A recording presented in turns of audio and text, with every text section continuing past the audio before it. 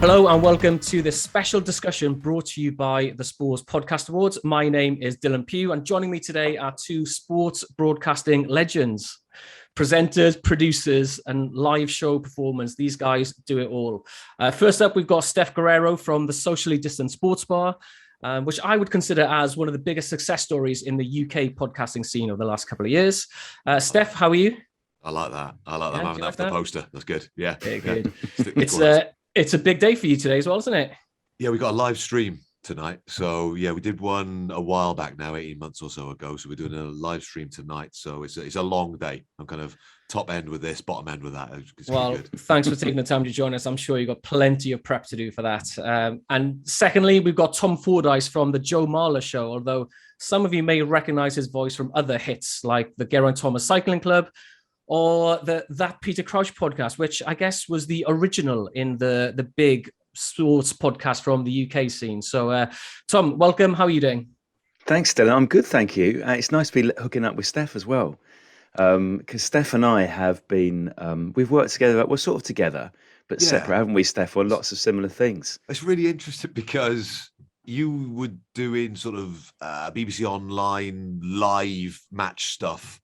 And your sort of cohort in those days was Ben Durs, who I know really well. And we've never sat in a room and talked. No, isn't that strange? But we've kind and this is it. This is the moment. Stuff. Yeah, it's really weird, but it's cool. What I've come to conclusion from doing all the Sports Podcast Awards is that everybody that works in sports podcasting from the UK has worked for the BBC. That's probably true, actually. And that's a fact. Is that a good thing or a bad thing, Steff? I don't know. I don't know, actually. I think that it probably, it leads to a bit of creativity. I think if you guys hadn't done the Peter Crouch one, I think a lot of these things wouldn't exist now because you took the genre over there, sort of left field away from 5 Live, bringing in Chris to do stuff from Radio 1, bringing in Peter's personality. I don't think we'd seen an awful lot of personality from sports people before that. So I think if you guys hadn't have done that, and if the BBC hadn't let you do that, then we probably would, none of us would be where we are. And that's not blowing smoke. I genuinely think that. Well, we'll get to talk a bit more about that space later on. But firstly, I just want to acknowledge the fact that both of your podcasts are shortlisted in the Best Sports Comedy Podcast category at the Sports Podcast Awards. So you're both neck and neck, 1 and 2, actually. So I'm hoping to incite some good old-fashioned trash talking on this chat. But we'll see. The problem is that, Dylan, is that I like Steff and I love his pod. So I'm going to find it very difficult slagging him or his pod off. I think that what you need is Mike Bubbins from my podcast and Joe from the Tom's podcast. Put them in a room together. See who comes out. Yeah, exactly. Arm wrestle, fist fight. Yeah, but all of them. Just have back-to-back things for them to do against each other. That would be good value. All right, let's get into it. So as a starting point, it would be good for you both just to explain how each of your podcasts came about. So how did you get the original idea? And I guess what are the first steps in getting it off the ground in the first place? So Steff, do you want to jump in and go first on this? Oh, wow. Okay. If you can think back that far. Yeah, well, there was always an idea to work with Mike Bubbins. We know each other socially, I guess. Our kids go to the same school. So it was kind of, he's always been a comedian that I've liked his stuff. I've known he's got sports knowledge. I worked with him a little bit on some BBC Sport Online videos, sort of around the NFL when I was working at the BBC. And then I'd left the BBC to join Cardiff Met Uni and do some lecturing there. That was kind of the day job. And then the whole COVID lockdown thing happened and it sort of accelerated the idea. So there was always a concept of talking with Mike about old sport, but we weren't sure what that involved. So I sent him a text whenever Boris made that first announcement there was going to be everybody locked in their houses. So sent him a text, sent Ellis James a text, and sent James from the Mannix a text as well, because he does the music for us. And those 3 texts came back with a, yeah, sure. And no one asked for any money. No one asked what platform it was going to go on, how we were going to record it, anything like that.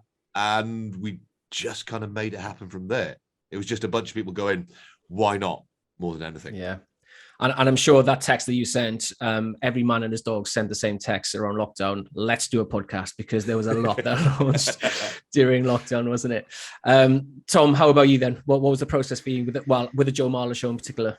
Yeah, with Joe, it probably started, had its genesis at the last Rugby World Cup.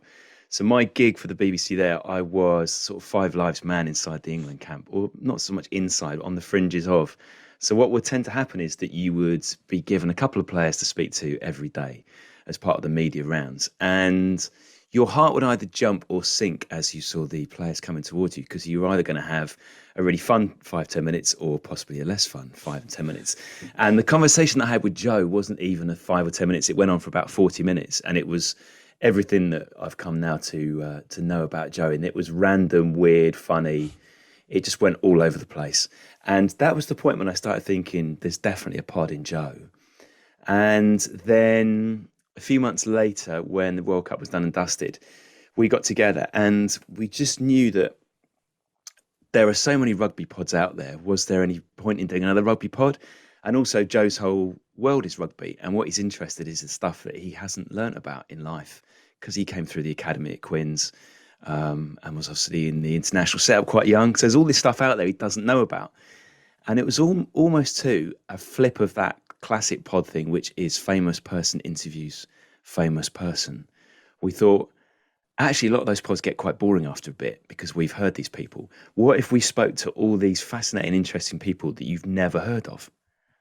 And then once we did a pilot and Joe arrived with two things. First thing was a bag of meat. I don't know what the meat was. Just a bag of meat in a brown paper bag. The second thing was this big fat folder, and he'd just done all this research.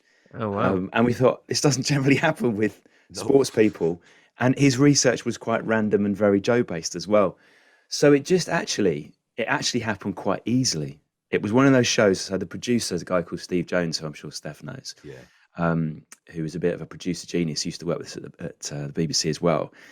And 5 minutes into, or maybe 5-10 minutes into the first recording, Steve's in the control room at the studio, and we both text each other at the same time saying, this is going to work. Right. Same text. Yeah. It's amazing when it just clicks like that and you just know immediately. Mm-hmm. That's good. So talk me through then the exact sort of role that you play within the podcast, Tom. So obviously you've been a host and a presenter on these, but I believe you're involved in a lot more than just that. You're involved in a lot of stuff off the mic as well. Yeah, so we'll certainly, in terms of the Joe Show, we'll brainstorm who we'd like to speak to as guests, which is really fun because Steve does most of the legwork in actually finding guests. When we go, look, I think we should speak to a sex worker. It'd be fascinating. Oh, Steve has to find the sex worker. So that must be difficult for him. But it's really difficult. It's research, yeah. Very difficult for his search history. And then on the pods, I think, and this is probably true of all the pods I do, you play a slightly different role. I always see myself as the sort of the boring holding midfielder. So all I do is just keep the tempo going. I'll take the ball off the keeper or the back four, and then just try and create some space for the creative, genius that I work with, and just try and bring the best out of them. It's not about me scoring goals. It's not about me running around with my shirt off, waving it around my head. I'll just do the tackling, get my foot in, easy little 5-yard pass, keep it moving. Claude Makaleli. Very much a Makaleli, yeah. I'm the Knutsford Makaleli. What about you, Steph? How do you describe your role? Again, you're on mic, off mic. Yeah, it's really hard to describe because when we started it was a sports podcast with two comedians, and I can't even work out how to describe it anymore. It's like sometimes it's a comedy podcast, sometimes it's a sports podcast, sometimes it's a social history. It's just people having a chat. And that sounds rubbish if you try and sell it like that. It's just people having a conversation, please download. Doesn't really work. But the other two are really funny. And they've got a huge understanding of sport, but also an understanding of why people like sport.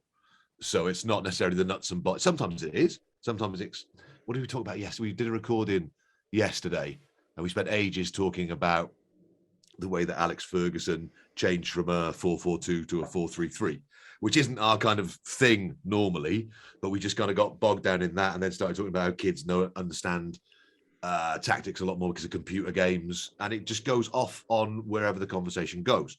I think my role is probably to be better researched because I'm not funny. So I'm not the sort of comedy one. And that gives me great freedom then to sit back and do nothing sometimes. But then while I'm listening to them chat, I'm thinking about how it's going to get edited as well. And go, right, okay, that bit goes. That bit leads to that bit that's got to stay, even though it doesn't really work. And just working through all the processes of it. So not quite Claude Makelele, probably, I don't know, probably James Milner in terms of the boringness. And hopefully there's or a bit more like a player manager a little bit. So you're on the field, but also off the field. I'll have that. Yeah. Dalglish 86. Yeah. Yes, I'll have that. I was thinking more John Toshak. Well, come on. Yeah, I'll be Tosh in his Swansea days. Yeah, exactly. Yeah. But that's quite a difficult skill because it's quite hard to be in a podcast and sound like what you're talking about and contribute, but also think about, okay, I'm going to transition from this to this bit, but also all of a sudden Mike's gone off on a completely different transition. So you're constantly thinking about two different things. There must be quite a difficult skill to master. Yeah, but we record for ages. So people can't. So the podcast. So we do like a normal version of the podcast, and we do a Patreon version where people pay for an extra 45 minutes probably every episode. So they're like 3 hours long. So the recordings, people think it's nuts that we have to sort of block off a day, and sometimes all Mike will do around that is school run A and school run B. Yeah, and we're just recording the whole time, and sometimes we eat lunch while we're recording. And yeah, I don't think Ellis was talking to the guys who do Lockdown Parenting Hell, and they couldn't believe that we spent that amount of time on it. They were just like, well, why aren't you better at it? But you've got another job as well, Steph, right? Yeah, like lecturing in sport media. So this really helps. I'm not just saying this in case my bosses are listening, but this really helps with that side of it as well, because Tom will know that, working at the Beeb, there is an infrastructure in place. And sometimes that's incredibly frustrating.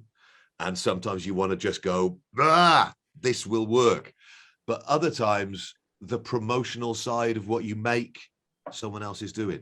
The actual platforming of the stuff you make, someone else is doing. So having to learn all that on the fly, having to learn what works in marketing and what doesn't work in marketing, has been really helpful for the lecturing side of things, because I've got an ego, but I haven't got that big an ego that I'm not prepared to stand in front of a room of 100 students and go, this is where I messed up. This is what I did bad. Learn from this. Yeah, and interesting. It's been really helpful.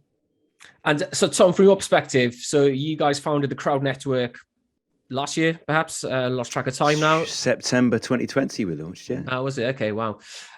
So when you're in the podcast, I presume you've got more of a business mind as well. So not only are you in the podcast, but are you also thinking about things from a business perspective at that time, or are you just like in the zone? I'm totally in the pod. With the Joe show, you're totally in the pod, because I know when he's funniest, and so I'm always thinking, how can I get the best out of Joe? So I'm not thinking about business at that point at all. Prodding him, basically. Well, let's say, I'm trying to think of a good example here from a guest, but let's say, so the episode that came out the week that we're chatting this week was with a guy who was captured by pirates and held hostage for 5 weeks. And he was a really good raconteur, and he was very good at telling his stories. But part of my job is to say to Joe, when the guy who was held hostage would say something about how he coped with it, is to bring Joe in on that, because Joe will be funny on it. All right, Joe, how would you deal if you were in a cave for 5 weeks, etc., or what would you miss most? And then I know that Joe would do a massive long list of his favourite foods from Leon that he would get.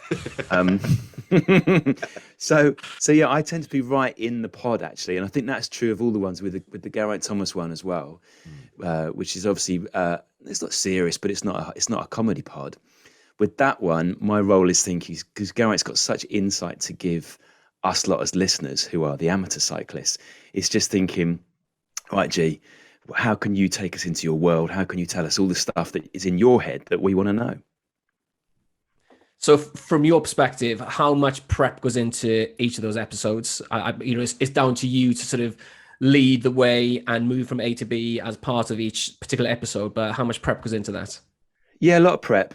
It's a lot of prep. So we'll do a little WhatsApp conversation, me, Joe, and producer Steve before an episode, and we'll throw some questions and topics in there. And then Joe will, as he did at the start, he'll bring his big black folder with all his random thoughts and random observations, and it can go in a totally different direction to the one you expect. I think the main thing with Joe is guests. Some of the guests are fans of the show, which is really useful, and they come to us and they say, look, I'm a pest control officer, or I'm a tattoo artist, I want to come on your show. And they're really good because they already understand what it's going to be like. But there's generally a little bit of shock for those who don't know Joe when he will respond to their first astonishing point by just going, fuck off. Which can be disconcerting for people. Yeah. But once they understand who they're talking to, and actually he is a lovely man, he just sees the world differently, then everything settles down. Yeah. So you mentioned that you've got a producer in Steve's. Steph, do you guys have a producer or is that you? No, I wish I had Steve. I've stolen so many of Steve's ideas down the years and tried to pass them off as my own when I was a radio producer. We need Steve on this call. Steve did this when we won, the day we won Wimbledon. Oh, my he word, won an ARIA award for it. And it is just one of the, I use it as a documentary example when I'm teaching my students. And I nicked that opening and changed it a little bit for one that I made about Geraint when he won the yellow jersey at the Tour de France. So Steve's proper inspiration for me. So I'd love to have him working with me, but I can't afford him. So I can afford me. So I can decide on how much I pay myself. So I produce it, which is good and bad. So when we did the live stage versions of it, we brought in some producers then. Guy who I used to work with Radio Wales called Steve Austin. He's got a company, Bengo Media. So they did some of the editing for us on the live versions. But when it comes to the actual weekly pod, I think it's so long that unless you're in the room listening to it, you would have to spend so long then listening to it first to see which bits stayed in and didn't stay in, if you see what I mean, which bits get back referenced. So we'd either have to have the producer in the call and waste their entire day as well as the three of us, or just do it ourselves. So I just do it because the other two can't be bothered. Yeah, makes sense. So I guess for many young budding podcasters, they may not have the funds to find another producer, so they'll have to do it all themselves. Would you have any sort of simple tips for anybody who's starting out, who's thinking of hosting their own, but also they're going to be producing themselves? Any kind of simple basics that they should be sticking to?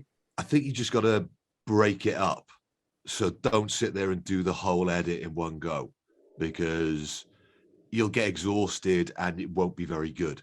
So if your podcast has sections, then go with those. Or when you get to about half an hour, just leave it for a bit.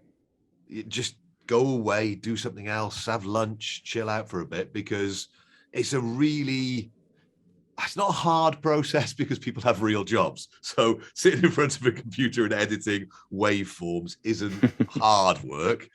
It's just mind numbing regardless of what the content is. So the content can be brilliant. And the best days are the days where I'm sat there editing it and I've been in the pod and I'm wetting myself laughing again. Yeah. And I'm thinking, I can't wait for people to hear this because I think it's really good. And those are the days where I know why I'm doing it. But there are always going to be days when you're editing stuff and you're just editing. And it is hard work. But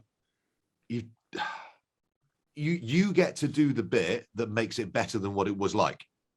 And, with Tom's stuff with Joe, I don't know what you guys leave out, but what's left in absolute filth usually.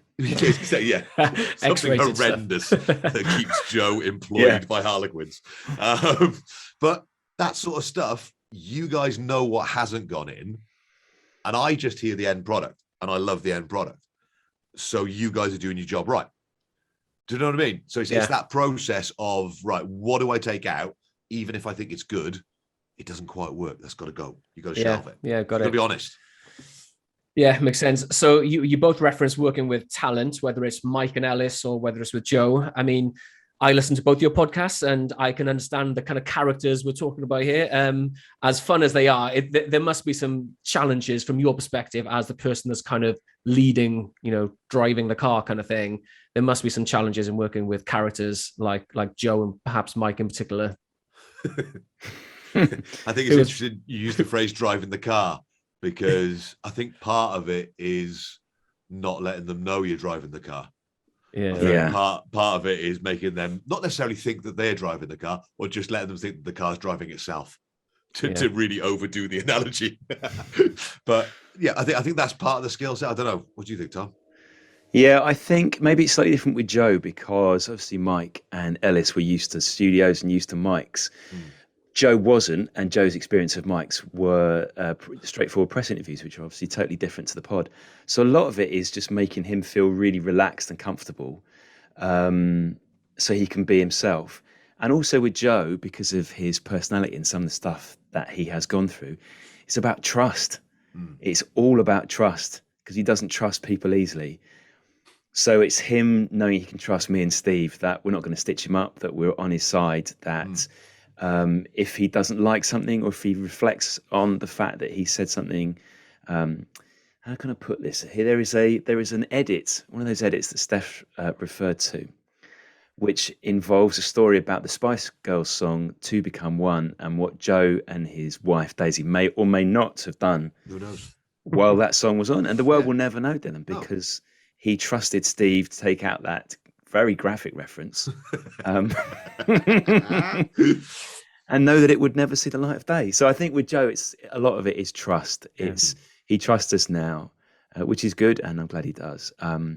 It's knowing that, listen, this is different to a sort of a post-match interview or a pre-match interview. No one's trying to stitch anyone up.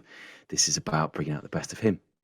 That's the advantage of working for yourselves as well, though. So you guys at Crowd Network have overall editorial control, and it's something that, you know, I haven't always had in my career, and we've got that now in doing what we're doing with Social Distance Sports Bar, and we get the chance to go, right, that doesn't go in. We've all got power of veto over everything.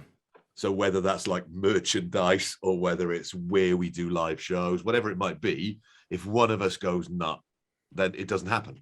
Same with the actual edit of the podcast. If one of us goes, look, that really isn't worth it going in there because of X, Y, Z, then it comes out regardless of how funny or how good it is.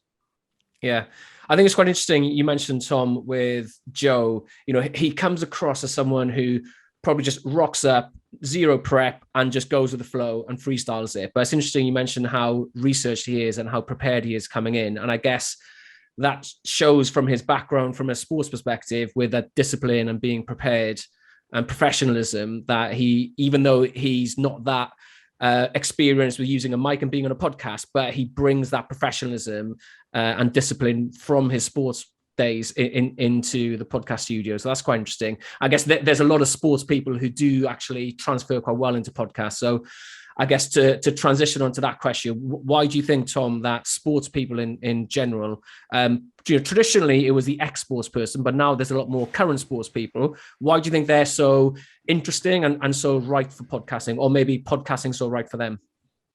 Yeah, I think the first thing, Dylan, is just the fascination that so many of us have with their worlds, because we spend so much time watching them either in person or on TV.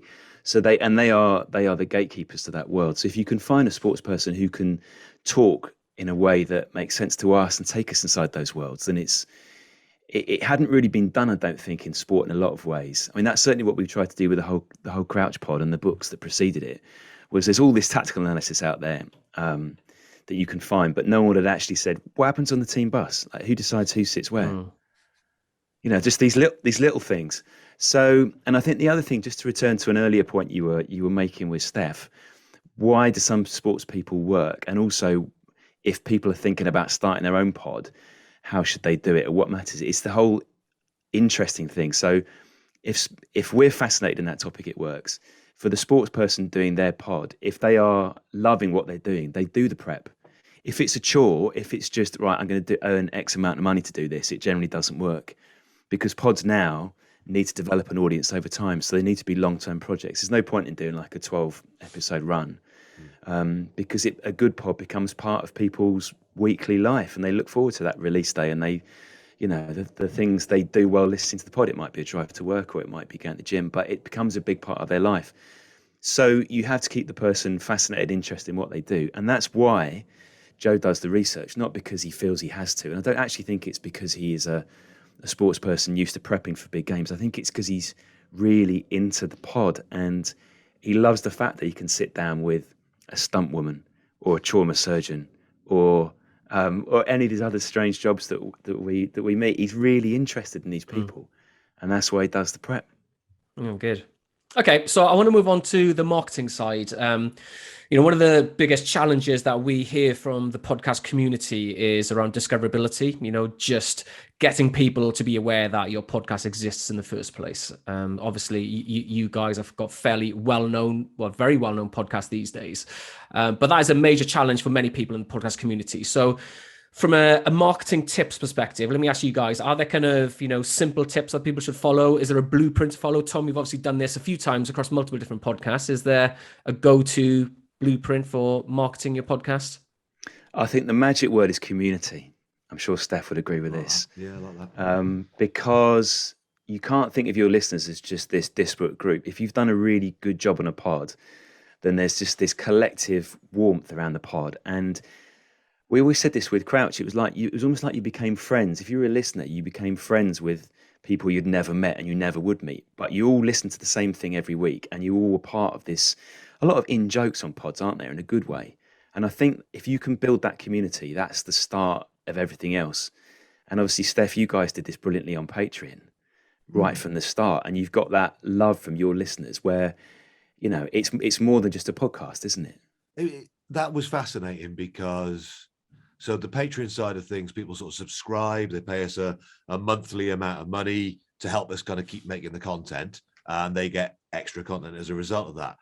I wasn't 100% convinced when we started doing that, because as a business plan, it just, coming from a BBC background again, it just felt, I don't know, it felt gauche. You kind of directly going, come on then guys, if this carries on going. But for 17 episodes, none of us have been paid, so it was just a passion project, with a couple of quid coming in from Beer 52, who were kind enough. Good old Beer 52. Mate, the ubiquitous. So they were kind enough to sponsor us early on, but it is that sort of, I didn't know if that would take off or if that was an idea that would look silly in the end, but it really took off. And it was probably at that point when we went, okay, these people actually think of us as part of their lives. Like you're saying about the daily routine or the weekly routine. I mean, at the time, everybody was literally a captive audience. So it did help that, you were going out for your daily exercise and we were part of that. And it helped that it was a long podcast that spread across people's weeks as well. So they wouldn't consume it all in one go. They would spread a little bit out across the week. But it is... I don't think there is a blueprint for it, and I don't think you can force the community thing.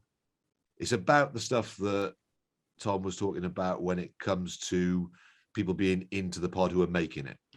So I've made podcasts in the past with people who aren't into it, and I've made podcasts with people who are doing it for the money. And I've made podcasts with people. So I made a Scrum 5 podcast back before Gareth Rees-Owen did it with Martin Williams, the old Wales and Lions flanker. And Martin was probably losing money by doing it, if I'm being honest with you, because his travel expenses weren't probably covered by what we were actually paying him at the beef. But he did it because we had a laugh. And we realized quite early on that the rugby was what people were listening for. But the fact that me and him would talk about the coffee and the cake that we were having, at risk of stealing test match specials thing, we were that got as much interaction with the audience, and they related to that as much as the content we were doing. And I think that was the point where we realized, oh shit, that's the community. That's the bit that gets people in. And then they're obviously there for Martin's insight into rugby, but it was the bit where we talked about cakes that people tweeted us about, that people stopped Martin outside stadiums and talked to him about and really freaked him out. But that bit then leads to, so the bit where it's content in inverted commas isn't necessarily the thing. The feeling is the thing. And that's hard to generate. Yeah. And it's not an easy step. And it would have been easy for Tom to do an interview podcast with Geraint, where Geraint interviews his favorite sports people, because people would have done it. but doing the cycling club, I was in North Wales on holiday, ran by Snowdon this year, and some guy came whizzing past with one of the sort of cycling tops on and stopped and had a chat. And he just like proper fan of the pod. And it's just a community base then, isn't it? You found a community that loves cycling and you push your product out that way. Yeah, that's definitely, and that was the thinking with Geraint, was always that it had to be a club, and that if you listened, you were part of the club. There was no rules, there was no initiations, there were no subscriptions. You just, if you listen, you're in. And the strange thing about that is, not a strange thing, but the great thing about that is that it almost runs itself, because the members of the club, the listeners, run the club. We've got road captains all the way around the world, all the way around the country, who organise meetups, social rides, and coffee stops, which is incredible. And when we do a weekly group ride on Zwift, Dylan, if you've seen this on 6 o'clock on a Wednesday, and it actually was quite emotional the first time, because you can get, your avatar can wear a GTCC jersey. Yeah. The first time that became available, and we're all at the start of this ride, and you look and there's 400 people in the club jersey. You're like, what? How did this happen? It's amazing. So the GTCC's in the metaverse already, ahead of the game. Yeah, we're ahead of Facebook, yeah. Good. And Tom, I've come across on some of your podcasts, you got things like, the Grow the Show campaign. And I remember in that Peter Crouch show, you had the shithousery stuff and pass the pod and all that kind of stuff. So how much of that is, I guess some of it's planned, but some of it's quite organic, and then you amplify on social media. Is that right? Yeah. And I'm sure this is the same for you guys, Steph, but ultimately it's word of mouth. That's the magic thing. If you can get people talking to their mates, because that makes you listen to a podcast. Someone says, oh, you got to listen to this, or someone sends you a link, or someone sends you a clip from social. I think that is, and it's a really hard thing to do, because you can't pay marketing to do that for you. And you can plan around it, but you can't magically create it unless the pod is working, can you? And I think certainly with Crouchy and with Joe, that has been what's driven it. It's people going, you got to hear this, or have you heard this? Is that the way it's worked for you, Steph? That is interesting, actually, because when we started out, right, we had a Twitter handle that was, so we called the Socially Distant Sports Bar. So having worked at the BBC and that being my only background in these things and having this huge machinery behind you, I thought, okay, so what would that be in initials? So it was TSD, whatever it is. And that was taken. So I just added a 1 on the end. I thought, that'd be funny. People know you, but no one could find it. So it was just the thickest thing that anyone had ever done in terms of marketing. And I'm stood in front of people lecturing about marketing. And you think, oh, well done. But we just kind of owned that. And that became something in and of itself then as well, of painting me as a thick idiot. And that's fine. But that then works in terms of the community. But that sort of forced social media stuff, that's not the stuff that kind of got us noticed. I agree. Is when Mike told a funny story about his PE teacher taking them to Wimbledon and not having organised tickets. And that then became, someone obviously screenshotted on their phone, and lots of WhatsApp groups I was in, coincidentally, I don't think people said it knowing that I was on that podcast. It was just Mike talking. It suddenly sort of whizzed around a load of WhatsApp groups that I was on. So lots of rugby teams started sending it around, lots of sports teams, lots of parents. And it was like, oh, okay, this organic thing that I suppose you can create it, I guess, if you're really cynical. But that just appeared. And that sort of developed in and of itself. The proactive stuff that we did, like the stuff that Tom was doing with Crouchy back in the day, when we got James Dean Bradfield to do the music, we thought we wouldn't tell anybody and we call it The Secret Guitarist. And then we would read out people's guesses as to who it was, but only if they gave us a 5-star review on Apple. So on the Apple podcast app, we got them to give us a 5-star review and just a name of a guitarist. And that, because of how algorithms work, et cetera, got us high up in the charts straight away. And it was that sort of thought. So understanding little things like that did help. But I would say the organic stuff long term always works better. But there are things you can do to give yourself a little boost as well. Yeah, it's interesting because I guess a lot of people would say the best practices are to create multiple short form clips and blast them out on social media. But I guess from your perspectives, it's wait for that organic moment and then really capitalize on that, as opposed to forcing the issue every single week. So that's quite interesting to hear. Okay, so I want to talk about the Sports Podcast Awards. Obviously, you are both tied. Well, no, you're not tied. Actually, We're comfortably second, aren't we? Come on. You're second. You're second. Yes. So let's just say that at the That's moment. what I But there's wanna still hear. time, though. There's still time. There's still a few weeks left for the public to vote.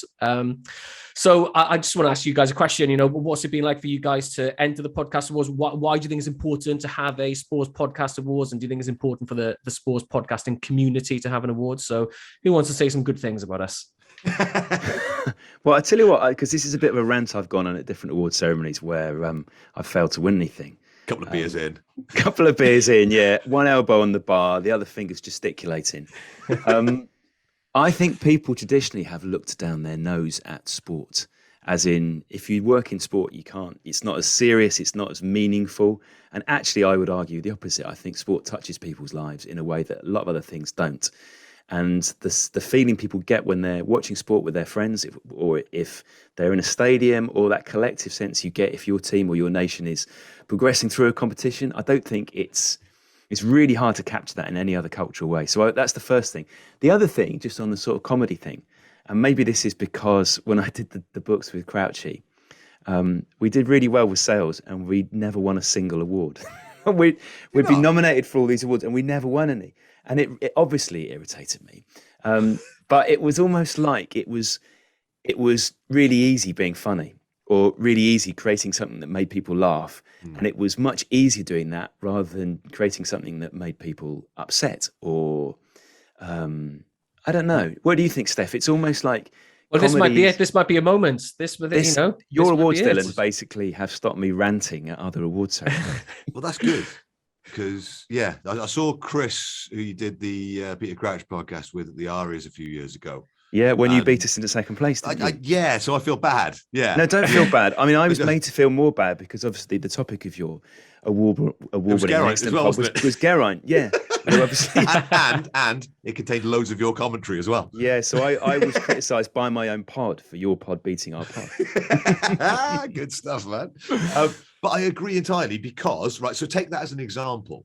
So that was a hour-long documentary that I made about Geraint winning the Tour de France. And that was in the same category as the Peter Crouch podcast and as Tail Enders. And because Craig was there presenting the awards as well, so it was really embarrassing. I can't remember who else, but it was a sport category. And that's it. Yeah. So there was no nuance to that. It's like, there wasn't like a not sport category, and those are the only two things. But it just, I found it fascinating that, you are just delineated as being sport. So like Tom as a writer is one of the best writers that I've read. He's not one of the best sports writers that I've read. His online stuff at BBC Sport Online, if that was on BBC News Online, he'd have got far more credit and far more people would have gone, he's a really good writer. Whereas now they go, he's a really good sports writer. And it's like this sort of being a sports journalist isn't being a journalist. There's this sort of nonsense in there. So what you guys have done by having the different categories means that, social distance sports bar, people find it hilarious if we're in a sports category a lot of the time, because it is, as a start point, I guess, a comedy podcast now.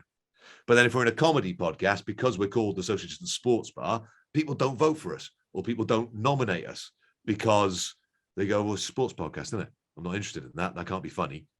So the way that you guys have sort of got, your American football thing, you've got soccer podcast, you've got rugby podcast, having that, I think makes so much sense. Yeah, we've gone very broad in the first year. We've got 24 categories, probably too much, but we just didn't know who was going to enter what categories. We've got a huge variety of entries as well. We've got a cricket podcast from India. We've got football podcast from Mexico. We've got, documentary podcast from Michael Johnson hosting them. So we've got a huge variety of different pieces of content that we're able to showcase through this. So we'll see how it goes for next year in terms of the categories. In most sort of awards ceremonies that Tom has been frustrated at and drunk, there will have been, a business podcast. So, what Jake Humphrey does would be sort of in the same category as Tom and I do now. and Tom's two sort of, so the Garrett and the Joe Marler podcast, very different podcasts, and shouldn't be categorized together just because there's this overarching thing of sport about them. It doesn't make sense to me, but this makes sense. Yeah, well, good luck to the both of you. Tom, you've got a few weeks left to get your listeners to vote and take that top spot from the distant pod guys. I think they're going to remain in the distance, if I'm honest. That's the spirit. Quite rightly so. That's the spirit. All right. I'm conscious of taking up lots of your time, so I do want to do a quick fire round with both of you, if that's all right. So maybe, we'll do one-word answers. Oh, is it going to be a winner? Well, it's not a competition. It's not a competition. It is. So maybe we'll go, Steph, you answer first and then Tom afterwards. So favorite podcast of all time? Oh, wow.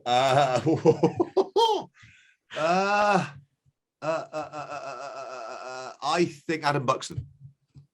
Yeah, very good shout. I would say Adam Buxton, or a very esoteric one. There's one called Producing the Beatles, which breaks down all these amazing Beatles tracks in absolute granular detail, which for somebody who loves the Beatles is amazing.